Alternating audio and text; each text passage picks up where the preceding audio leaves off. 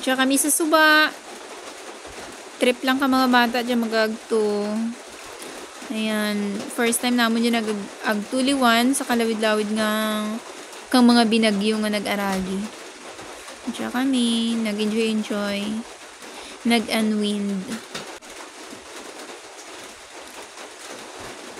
Pero nagakulimlim guys. Ginlagaw-lagaw ko lang siya mga bata.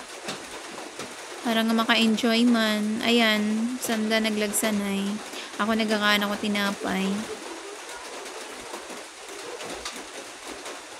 Maliwalas, nakakagaan ng pakiramdam. Yan, nag-jogging-jogging ang mga kiddos. Ginbanding ko lang nagturog sa nakainas. So, ginsukot na ako kalagaw. Yan, nag-drawing pa. Yan si Sak nag-drawing ka Philippine flag. Oh, diba? Si Kingay kag si Daboy, nag-drawing man ko, no? Dokumaan gid. Yan, si Zak. Sarwayin ta na si Daboy. Enjoy na enjoy gid sanda.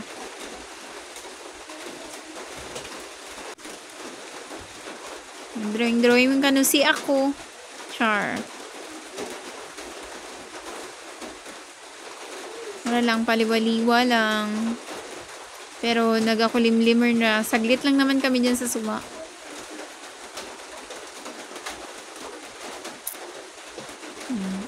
Maagto ako to sa binit kang tubig. Kay doon namin lang mag-istorya ka mga nagasagana. Nagasagana nga mga alon. Dalampasigan.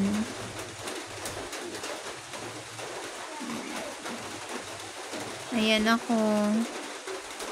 Wala lang ka panilag. Pero dalom na tana. Dalom, aslag, kaglubog. Caused by Typhoon Christine. Ayan.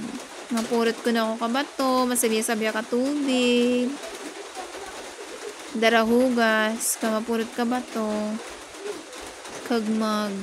Libag-libag. Char. Purot pagid ka ba to maglibag-libag. Tsaka nga part na uli rin kami. Apat kabilog ako niya karga. Tapos lauhon pang ako niya ragyan. So ako ang driver.